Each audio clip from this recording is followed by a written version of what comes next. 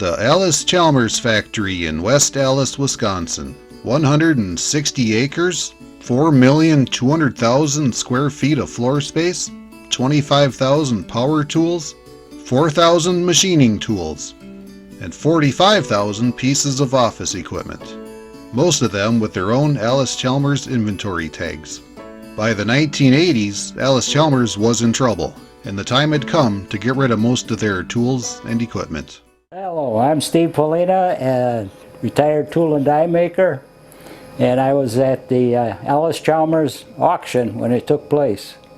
Now, how did you find out about the auction? Well, I was looking for a butcher top workbench, and I called a machinery dealer there on the north side of Chicago, and he says, well, he didn't have any, but he heard there was an auction going on up in West Allis at the Allis Chalmers plant. And he says, they probably got a table up there. So we went up there, and it was just unbelievable, a huge factory, and everything was for sale. Well, it ran 7 days, I think 6 or 7 days, and every day they start at 7 o'clock, and they hand you a pad of pages, about 100, 150 pages, just full of stuff they were going to auction off that day. And they started at 7 and they went till they were done with all the pages. Sometimes they went to 8, 9, 10 o'clock at night.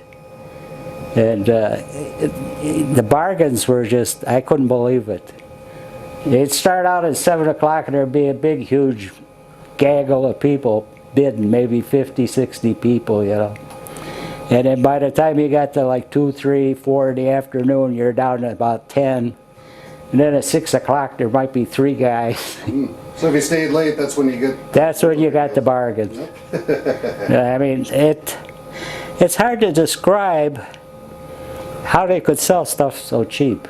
I mean, it's... and just being in the factory, we were in the tool room, electrical repair and stuff, and out on the machine floor where they were had their machines for cutting gears and drive shafts like that.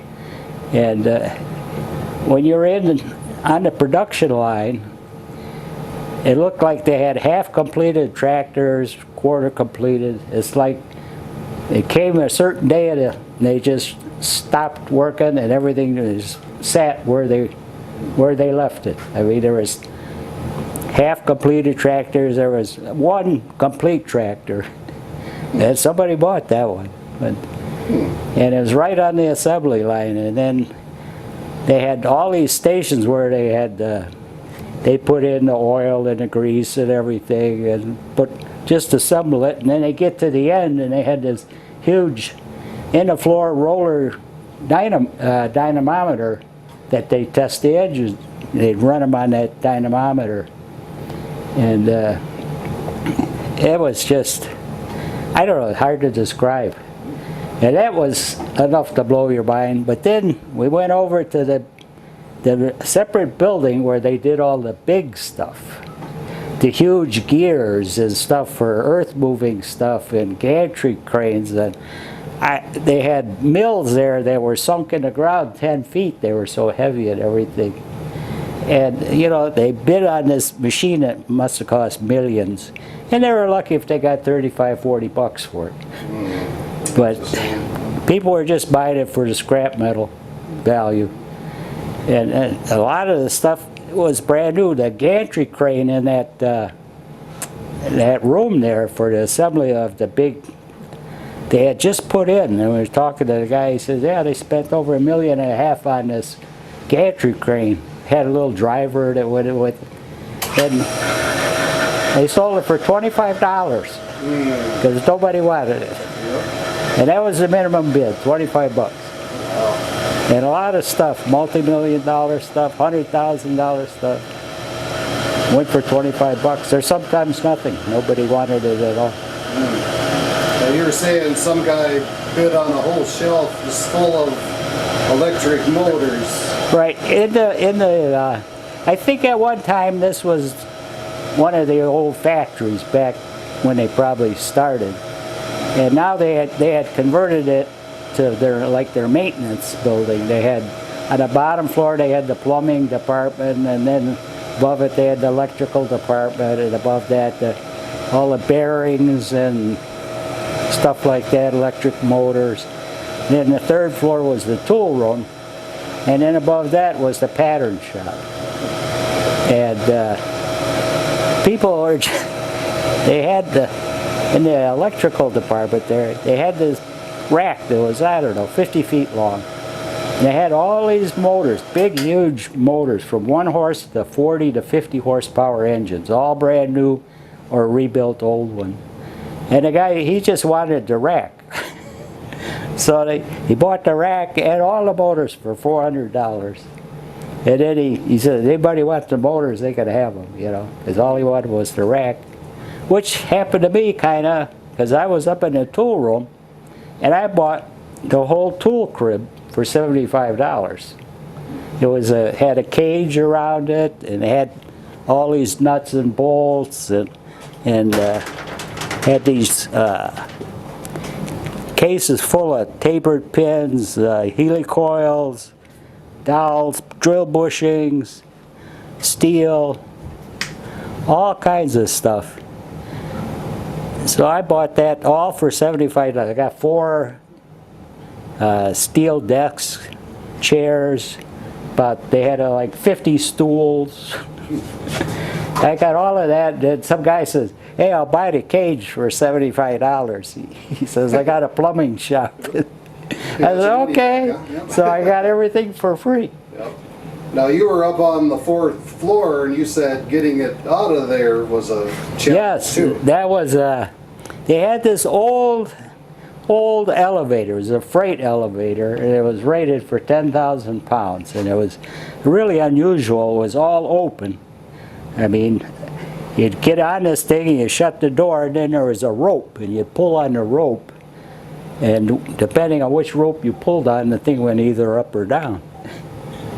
So some guy, he bought a whole 4x4 bin of used files and all kinds of wrenches and stuff, very heavy, and he's on a forklift, and he picks the thing up and he drives onto the freight elevator. Everybody's yelling at him, you're going to fall through. And the front wheel, as soon as the front wheels got on the elevator, it fell down to the chassis got stuck. And that was the end of the elevator. So everything else you had to cart down the stairs. Or some of the big stuff I got, the drill press and stuff, you hired a machinery mover. And at the factory they had a outside gantry crane affair where you could swing the stuff out of the door down the side of the building, but they only let the machinery erectors use that. Not the only guys. And so me and my buddy, we said, well, let's go up into the elevator room there, maybe we can fix it. So we went up there and we opened the door, and here's this old huge Westinghouse motor in there, and all these big brass plates and switches, and you know, it looked like Frankenstein's castle there. And we couldn't get it to work, so that was it. Were you able to get a butcher block table like you were looking for? No, I never did. Never got one. I got all kinds of other tables and stuff. I had got 2 truckloads, 2 Ryder trucks or U-Haul trucks, vans full of stuff out of there. And I think I only spent like $500 wow. Total. Yep. And I finally got rid of my Fosdick drill press, one of my fondest pieces of equipment. Well, we'll take good care of it. Oh, I mean, I used it in my shop for several years, and it's still good. It's one of the best drill presses I've ever used. Well, why don't you show us what you all have from the auction yet? Okay. Well, besides these 2 cabinets, I got these 3 cabinets here were in there. I don't have this stuff that's in there. It didn't come from the auction. This is But I got that. I got this hunk of steel, which is heavy. Everything's heavy. Yep. And I got this surface plate. And I got this mid-editorial height gauge. That was all part of the $75 deal. Yep. And that's about it I got for down here besides the Power-Matic drill press.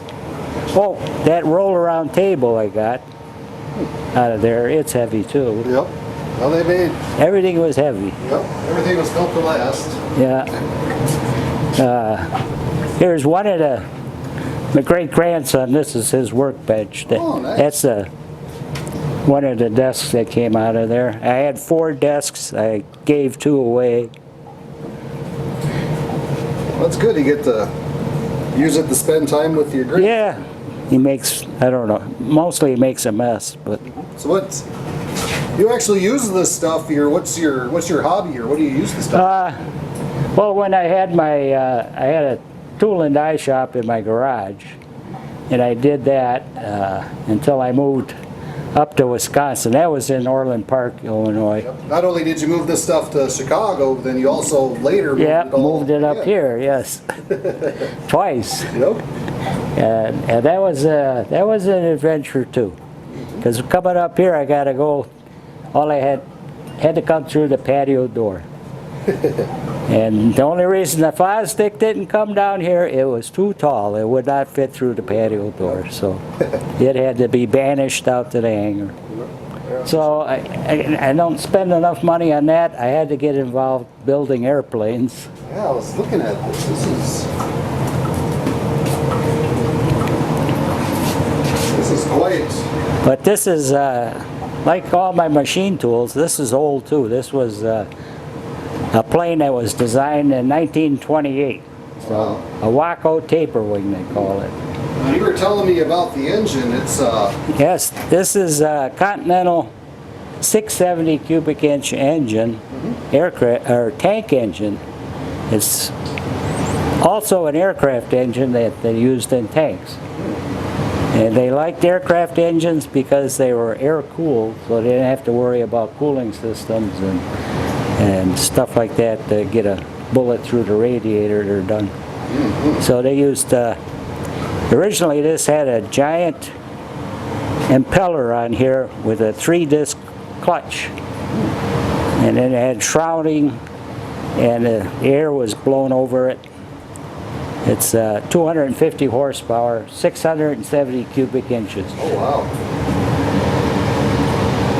And but that's at only 200 or 2,500 horse revolution per minute, Wow. RPM.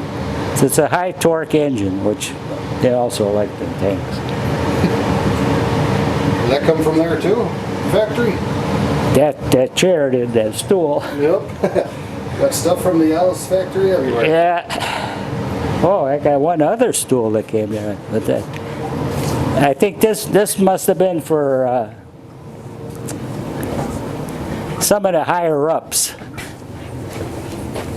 The senior guys, they got a pad on their stool. Get the cushion and everything. Yeah, they got a pad. Yep. The seniority chair. We had to work there, what, 35 years probably to get a pad. Looks like they almost took that off of one of the tractors and Yeah. put it on there. This is a more modern one, a Power-Matic. Nobody wanted it. It was late in the afternoon. So I got it, I think I paid 25 bucks for it. Oh wow. And evidently Allis Chalmers didn't think it weighed enough as it was, so they added this 1-inch plate on top of it Oh, wow. to give it a little extra weight. Mr. Oomph, huh? Yep. And you said that's actually probably the auction number. That's probably the auction number. I looked for the Allis Chalmers tag and I never did find one. So I don't know why it doesn't have one. So that's about it, except for some very heavy tables out in the hangar. I don't know what they used them for, but they're like a coffee, but they're a card table. But they weigh, I don't know, about 250 pounds a piece. Oh wow. solid cast iron tops on them all. 3 shelves. Oh, wow. Yep. I don't know just to move one, it takes 2 people. This is your Allis Chalmers pallet jack. Yes, it is. You say this is what you use the most out of? It's the most useful thing I got out of there, yes. Yep. Use it all the time. Still has the tag. Thanks for sharing your story. And Yeah, well, good luck with it. I know you're going to give it a good home. Yeah, thanks for selling us the drill press. Yeah. It'll be the highlight of our Allis Chalmers collection. And it'll be around long after we're all gone. Yeah, after we're all gone. Well, thank you. It was nice meeting you. And thank Yeah, you it's good to see you guys. Yeah, this has been in the works for... Well, it's nice to know somebody appreciates the old machinery and stuff. Mm-hmm. Everybody forgets where it all started. Yep. They think that it's always been here. Yep. Yep. Yeah. You think of all the guys that have worked on that thing. Yep. Probably hundreds of Oh, yeah. people. Yep. Like you said, probably almost 100 years old. It is. Yep. Still going strong. Well, that was another thing I saw there that amazed me. Right when you came in, there's a big building with a chimney, smokestack. And we went over there, it had big windows on it.